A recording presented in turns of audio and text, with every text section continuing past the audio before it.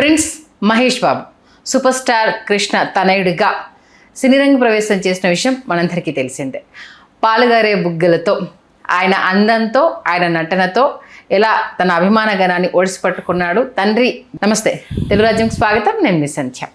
Prince Mahesh Babu super star Krishna తనయుడిగా cinema రంగ ప్రవేశం చేసి తన తండ్రి అభిమానుల్ని తన వైపు తిప్పుకొని ఒక అద్భుతాన్ని క్రియేట్ చేస్తూ అటు ఘట్టమనేని కీర్తి కిరీటాన్ని తను ఆ భుజస్కంధాలపై ఇంకా పతాక స్థాయికి తీసుకెళ్ళి తండ్రికి తగ్గ తనయుడు అని నిరూపించుకున్న వ్యక్తి. ఈ నేపథ్యంలో ప్రిన్స్ మహేష్ బాబు సినిమాకి సంబంధించి ఒక్కడి ముందు ఒక్కడి తర్వాత అంటూ రెండు విభాగాలుగా చేసి చెప్పవచ్చు. ఎందుకంటే ఒక్కడితో బ్లాక్ బస్టర్ హిట్ అందుకొని ఒక్కసారి టాలీవుడ్ మొత్తము మహేష్ బాబు వైపు చూసేలా చేశారు.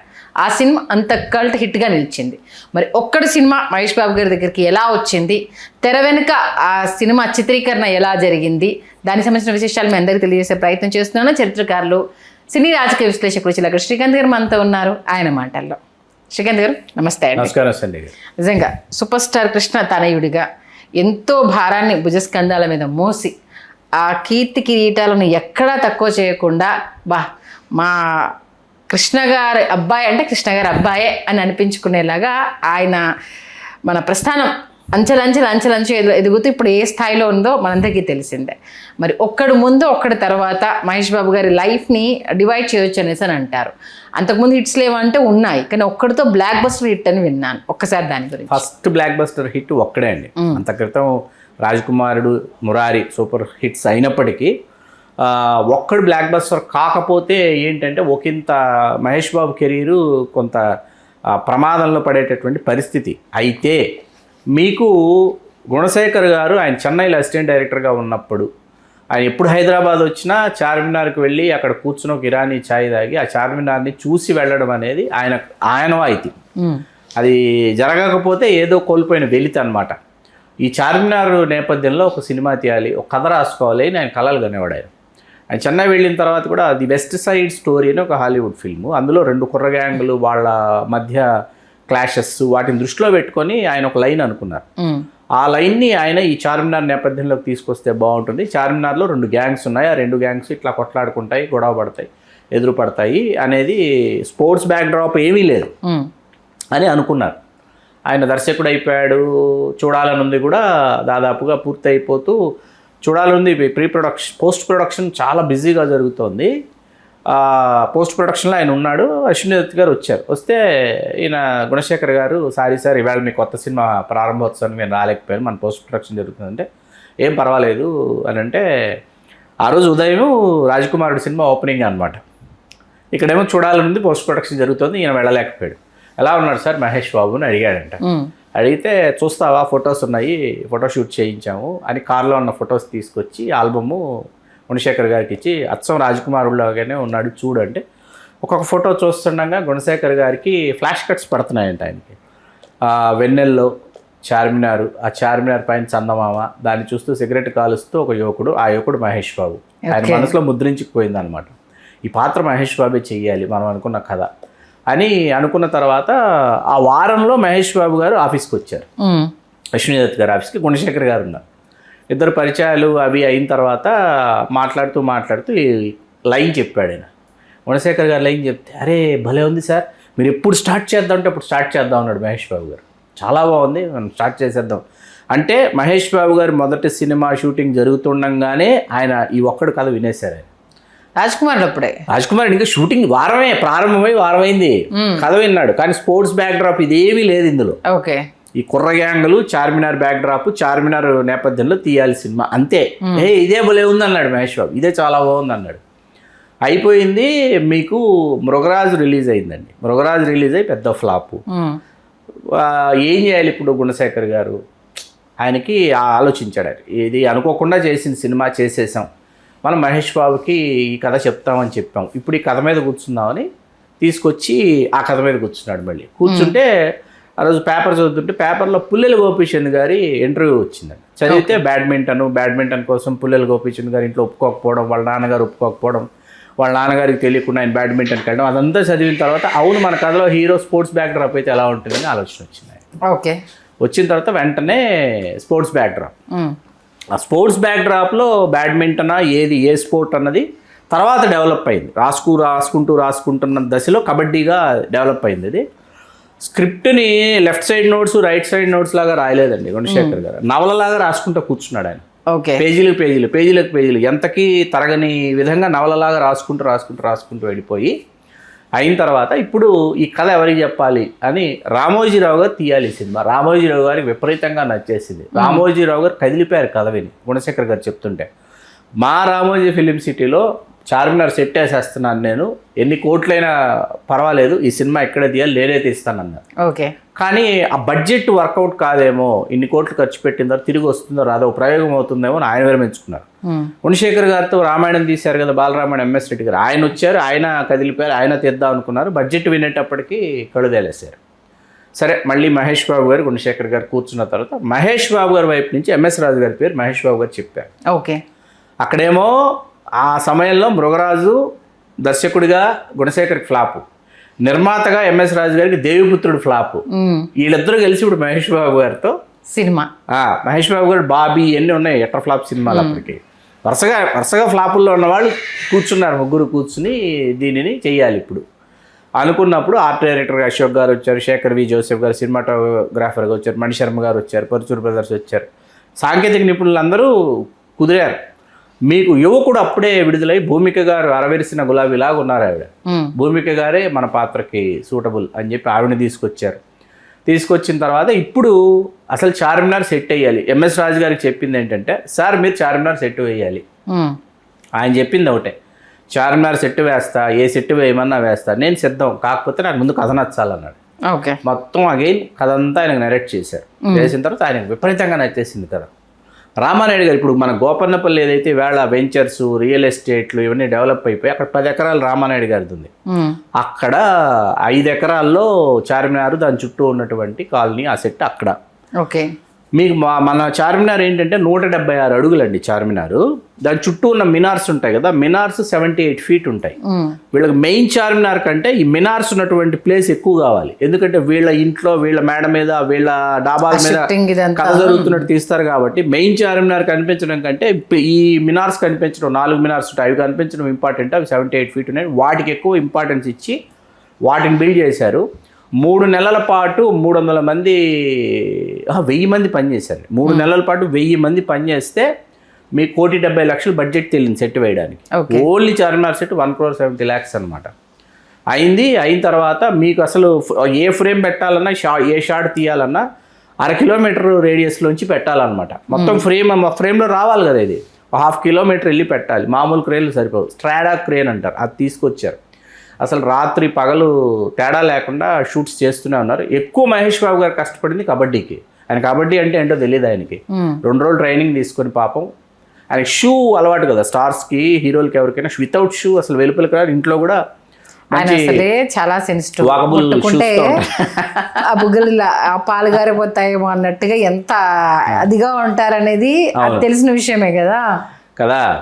అలాంటిది వితౌట్ షూ కబడ్డీ ఆడాలి. ఆయన మోకాళ్ళు దోక్కుపోయి కాళ్ళ నొప్పులు వచ్చేసి అలాగే విపరీతంగా, పైగా డిసెంబర్ చలి, 11 రోజుల పాటు నాన్ స్టాప్ షూట్ అనమాట. అక్కడ షూటు, కబడ్డీ షూట్స్, ఈ షూట్స్ అన్ని చేసుకుని రోడ్స్ మాత్రం గ్రాఫిక్స్ చేశారండి.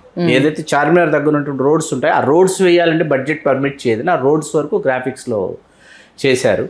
అలా పూర్తయినటువంటి, అంటే స్ట్రైట్ నరేషన్ చేశారు. వాస్తవంగా ఫ్లాష్ బ్యాక్ అనుకున్నారు, దాన్ని స్ట్రైట్ నరేషన్ చేసి పరుచూరు బ్రదర్స్.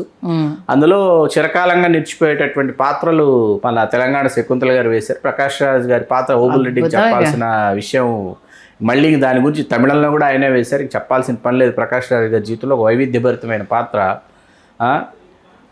అసలు ముగ్గు అయితే సంక్రాంతి గొబ్బెమ్మని నేను, ఆ డైలాగులు ఎవరు మర్చిపోలేనటువంటి డైలాగులు ఆయన చెప్పించారు. ముఖర్జీ గారు తండ్రి పాత్రలు, ముఖేష్ ఋషి గారు అద్భుతంగా చేస్తారు. గీతా గారు, అసలు గీతా గారు అద్భుతం సార్, సీరియస్లీ. అంటే రెగ్యులర్ మదర్ కాకూడదని తీసుకున్నారు, రెగ్యులర్ మదర్ కాకూడదని గీతా గారిని పెట్టడం.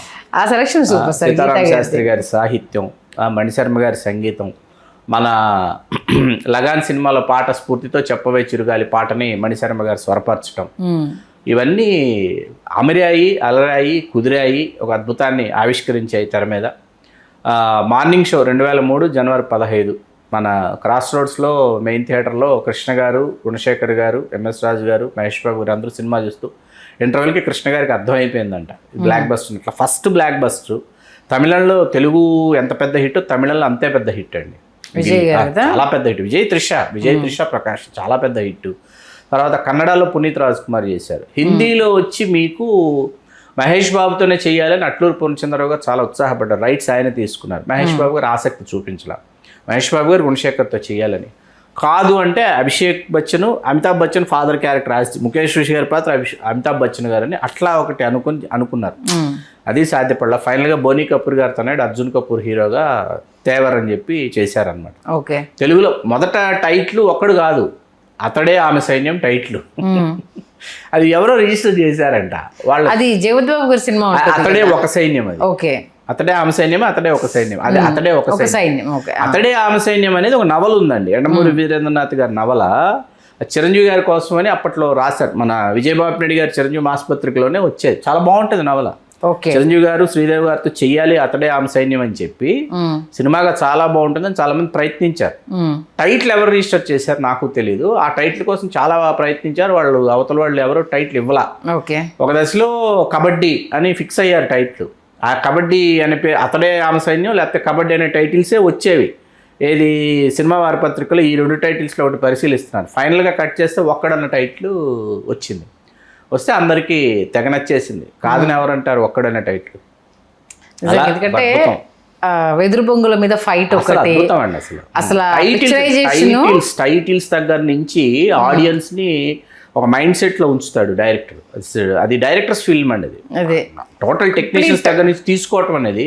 ఇప్పుడు ఎంత గొప్ప సినిమా అంటే making wise art director Ashok garu, MS రాజు గారు కూడా ఎక్కడ కాంప్రమైజ్ అవ్వలేదు. 14 కోట్ల బడ్జెట్ అండి అప్పట్లో. ఓకే. 2003లో 14 కోట్ల బడ్జెట్ అంటే ఇట్స్ నాట్ అది తెలుగు సినిమా 14 కోట్లు అప్పట్లో బడ్జెట్ అంటే మామూలు విషయం కదా. చాలా పెద్ద సాహసం చేస్తున్నట్టే. మీకేంటంటే టాప్ యాంగిల్ షాట్స్ తీశారు. ఇది ప్రీ క్లైమాక్స్ సాంగ్ ఏదైతే ఉందో అత్తారింటికి సాంగ్ ఉంది కదా, ఎత్తుకుపోతే, ఆ సాంగ్ కి టాప్ యాంగిల్ షాట్స్ తీస్తే మీకు డ్రెస్ చేంజ్కి టాప్ యాంగిల్ షాట్స్ తీస్తున్నప్పుడల్లా మీకు ఏదైతే ఫ్లోర్ ఉంటుందో ఫ్లోర్ డిజైన్ చేంజ్ చేసి చూపించారనమాట. ఓకే. అంటే అక్కడ కూడా ప్రొడ్యూసర్ అంటే ఆర్ట్ డైరెక్టర్ మేము ఇలా అనుకుంటున్నాం, ఇంత బాగా చూపించాలనుకుంటున్నాం అంటే ప్రొడ్యూసర్ అసలు ససేమిరా అనకుండా తీయడం అనేది నిర్మాతకు ముందు అభిరుచి ఉండాలి. నిర్మాతకి ప్రేమ ఉండాలి, ఆ స్క్రిప్ట్ మీద ప్రేమ ఉండాలి, నమ్మి వాళ్ళకి స్వేచ్ఛనిచ్చి వాళ్ళు అడిగినంత ఖర్చు పెట్టి. ఈ విషయంలో ఎంఎస్ రాజు గారు ఒక హీరో అండి. నిజంగా అంటే స్టోరీలోనే కామెడీ జనరేషన్. ఆ ఫోన్ కాన్వర్సేషన్ అనేది ఇప్పటికీ అరే లడ్డు 8 కిలో జిలేబీ లావ్ 8 కిలో లడ్డు లావ్ అనేసానంటే దాని ఫోన్ కాల్ లిఫ్ట్ చేయగానే ఏదో పేరు చెప్పాలంటాడు. అసలు ఆ కాన్వర్సేషన్ అన్ని కుదిరాయండి అసలు సినిమాకి. అది గుణశేఖర్ గారు కన్న కళ ఏదైతే ఉందో దాన్ని ఎంఎస్ రాజు గారు ఆయన దాన్ని ఆవిష్కరించడానికి ఆయన పడినటువంటి తపన, మహేష్ బాబు గారు ప్రేమించడం. ఎందుకంటే దాంట్లో ఆ అమ్మాయిని విమానం ఎక్కించాలన్నదే అతని లక్ష్యం. అసలు ఎండింగ్ ఎక్కడైతే ఆ అమ్మాయి అతను పట్టుకుంటుందో పట్టుకున్న తర్వాత ఇంకా అమ్మాయిని విడిచిపెట్టడానికి లేదు అతను.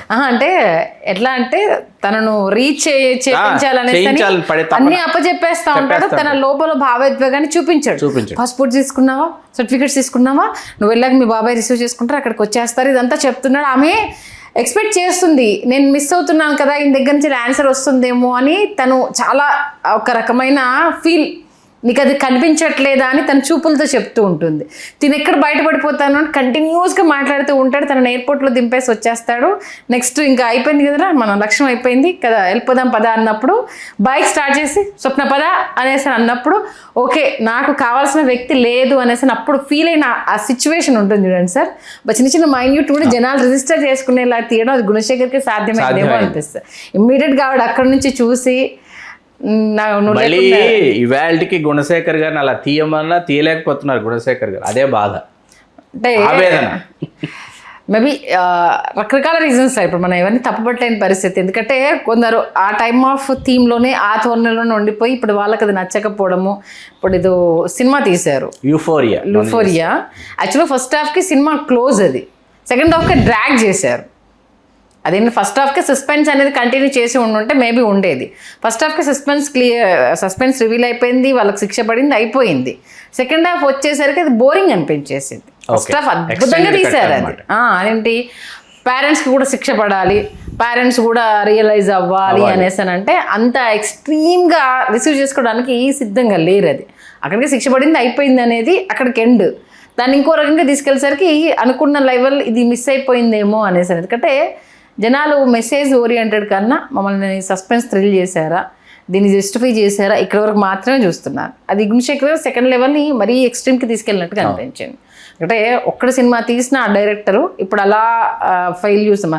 రాన్ రుద్రమ అసలు ఇంకా హిస్టారికల్ మూవీని ఇంకెవరు టచ్ చేయలేరేమో, ఆయన తప్పైతే ఇంకెవరు తీయలేరేమో అన్నట్టు గోనగన్నారెడ్డి క్యారెక్టర్ను, అల్లు అర్జున్ని చూపించిన విధానము, రాన్ రుద్రమ గారి దగ్గర నుంచి రాబట్టుకున్న అవుట్పుట్, అది కొందరికే సాధ్యమవుతుంది. వాళ్ళు ఒకసారి గుణశేఖర్ నిరూపించారు. వాళ్ళ వెంటనే ఇలాంటివి పడ్డప్పుడే కొంచెం అబ్బా ఏంటి మళ్ళీ ట్రాక్ తప్పారని బాధ అనిపిస్తుంది. మీరు అన్నట్టుగా మరొకసారి గుణశేఖర్ గారు ట్రాక్లోకి రావాలి, ఒక్కడిలాంటి మరొక అద్భుతమైన హిట్ని. మధ్యలో ఆయన సరే ఆ తర్వాత మహేష్ బాబు గారితో వరుసగా ఆయన చేసిన అర్జున్ కానీ సైనికుడు కానీ, అర్జున్ ఓకే ముత్యాల ముగ్గు సినిమాని అటుదిట్టు ఇటుదట్టు చేసి మధుర మీనాక్షి దగ్గరికి తీసుకెళ్ళి ఏదో కొన్ని సన్నివేశాలు ఏవో మనకు కొన్ని నచ్చుతాయి, మొత్తంగా నచ్చదు, అది వేరే విషయం. సైనికుడికి వచ్చేటప్పటికి పూర్తిగా ఆయన బండ్రత్తం గారిని అనుసరించి యువ సినిమాలో ఉన్న సన్నివేశాలని అనుసరించడానికి అంటే ఆయన అనుసరించాలని చేసినటువంటి ప్రయత్నం అది ఒకదారి పడితే. అప్పుడెప్పుడు శాకుంతల సమంత గారితో చేశారు. శాకుంతలం నాకు అర్థం కాని విషయం ఏంటంటే ఎన్టీ రామారావు గారు బి సరోజాదేవి గారితో తీస్తేనే అట్రఫ్లాప్ ఆ సినిమా తెలుగు. ఇప్పుడు వీళ్ళని పెట్టి తీస్తే చూస్తారా చూడని ఒక లాజిక్ ఎలా మిస్ అయ్యారు నాకు అది పక్కకి పెట్టినా సార్. ఇప్పుడు స్టోరీని ప్రేక్షకులకు అంటే అప్పుడు ఎలా తీశారు ఏంటనే పక్కన పెడితే స్లో నరేషన్ సార్ సినిమా ఇది, చాలా స్లో నరేషన్. సీరియస్లీ థియేటర్లో కూర్చున్న ప్రేక్షకుడి ఓపికే అది పరీక్ష. అసలు అంటే గుణశేఖర్ రాన్ రుద్రమ తీసిన గుణశేఖర్ని ఊహించుకొని థియేటర్కి వెళ్తే మాత్రము ఫ్లాప్ అవ్వడమే అంతే. ఏదో సినిమా చూస్తున్నాం అనుకునే వాళ్ళకైతే టైంపాస్ తప్పితే ఆయన దృష్టిలో పెట్టుకొని దీన్ని చూసినప్పుడు అమ్మా ఏంటి పరీక్ష అన్నట్టుగానే ఉంది సినిమా. దానికి ఒక్కడు అనుకోని విధంగా తెరకెక్కి ఇన్ని జ్ఞాపకాలు మనకు మిగిల్చింది. ఎంత తక్కువ మాట్లాడదామన్నా సినిమా గురించి వచ్చేసరికి ఇన్వాల్వ్మెంట్ ఆటోమేటిక్ గా వచ్చేస్తుంది సార్. సీరియస్లీ ఎందుకంటే ఇది మా కాలేజ్ డేస్ లో సినిమా కాబట్టి 175 days లో విజయ నిర్మల గారు ఫంక్షన్ లో విజయ నిర్మల గారు మాట్లాడిన మాటలు, అసలు మహేష్ బాబు గారిని ఎలా చూడాలి అలా కనిపించారా అంటూ తను ఎమోషనల్ అయిన సిచ్యువేషన్, కృష్ణ గారు తన కొడుకు పెద్ద బ్లాక్ బస్టర్ వచ్చిందన్నప్పుడు ఆయన స్టేజ్ మీద మాట్లాడినవి ఇవన్నీ ఇప్పుడు మీరు చెప్తుంటే అవన్నీ గుర్తుకొచ్చాయి. నిజంగా మంచి సినిమా గురించి అనేక విషయాలు తెలియజేశారు. ధన్యవాదాలు శ్రీకాంత్. ధన్యవాదాలు సార్. హలో, తెలుగు రాజ్యం ఛానల్ చూస్తున్నారా? సామాజిక రాజకీయ జీవన చిత్రణే తెలుగు రాజ్యం. అతిశయోక్తులు అసత్యాలు ఉండవు. రాజకీయ కోణం కాదు, ప్రజా కోణమే కొలబద్ద. తెలుగు రాజ్యం వీక్షణ మీ ఉత్తమ అభిరుచికి నిదర్శనం.